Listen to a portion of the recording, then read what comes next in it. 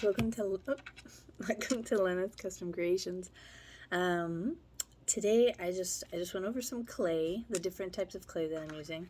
I already have some of my Premier clay teeth done for a mimic box that I'll be making, but I plan on making several mimic boxes, so today I'm working on the teeth.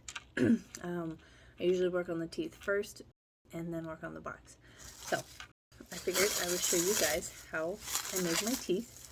I always wrap everything in saran wrap because it keeps all the clay very airtight, and so then it's less likely to dry out. So I make a variety of teeth. You can see. Nope, maybe there we go.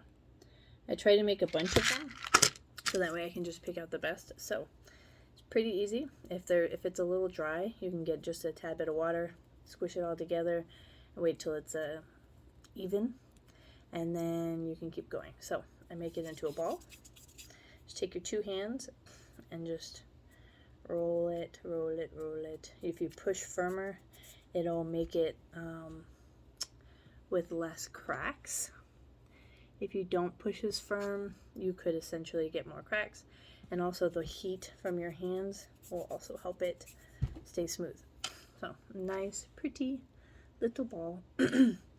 And I take my fingers and I pinch to kind of make it a little like a rectangle, right? Like that. Oops. Get rid of my face. There you go. And then what I do is I then take my two fingers and I just roll it. I'm just doing it slower so you can see it. And what it does is it keeps the bottom part, that squarish figure, but then the top is slowly getting rounded out, right? And then the more you push down, the more the clay is going to, come out. I know this looks weird because I'm doing it without looking, but again, just keep, there we go. Keep doing it until you get, as you can see, it looks a little odd right now, but the end of a tooth is always sharp. I mean, you don't have to have a perfect tooth. There's a variety of different teeth out there, right? So this one might be a little too skinny. I would have done less rolling here, more rolling in the middle, and obviously the most rolling toward the end because that's where you want it to be the thinnest, which is how I got this one. So same.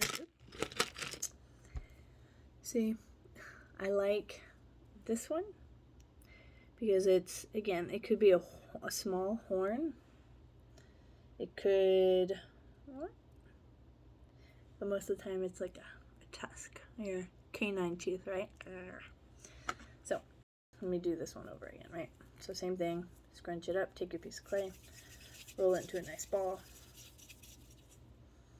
Now I'm going to push it, squish it, into a rectangle.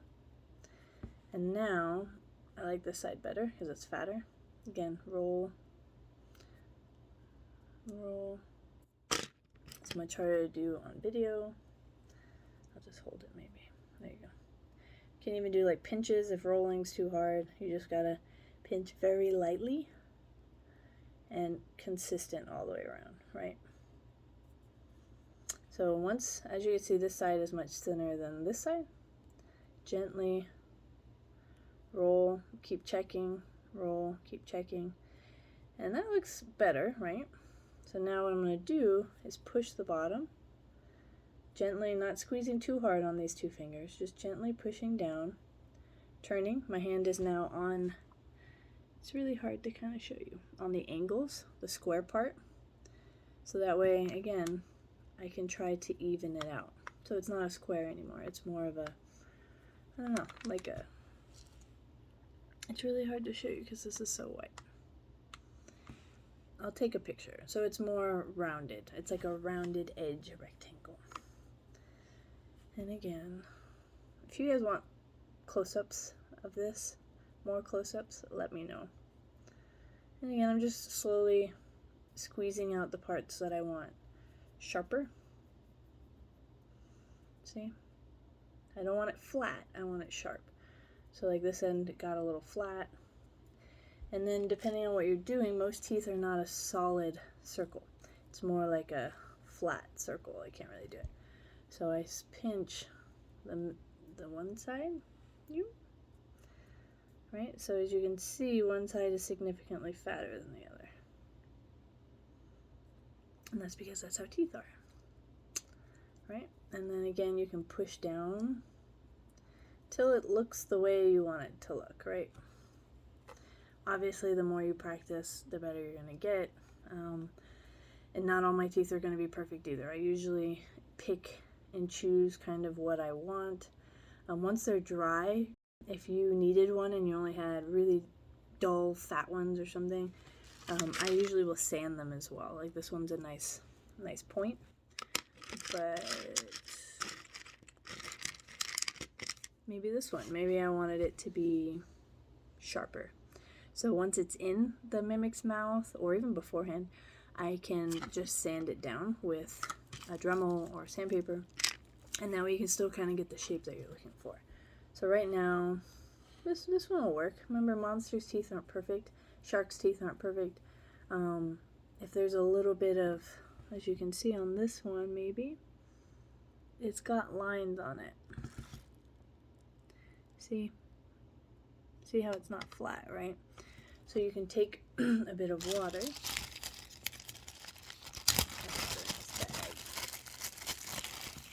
and you just put your finger and smooth it out.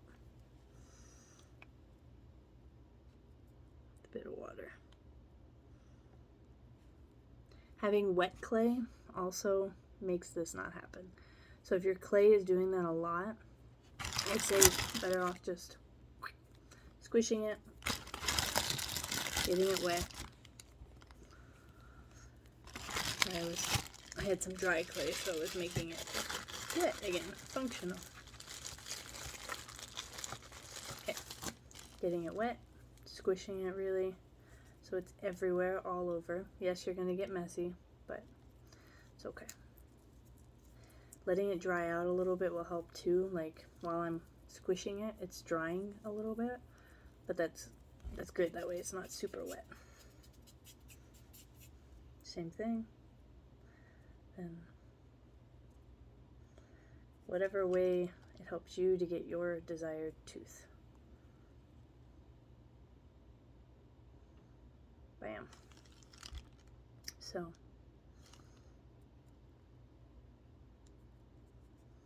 ta-da! And now I have no lines on it, right? Nope.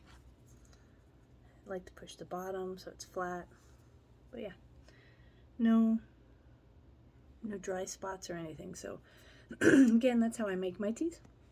I'll send you guys some pictures, and otherwise, excuse me, if you guys have any questions, let me know. But again, I will show you the 3 different styles of teeth using the 3 different types of clay.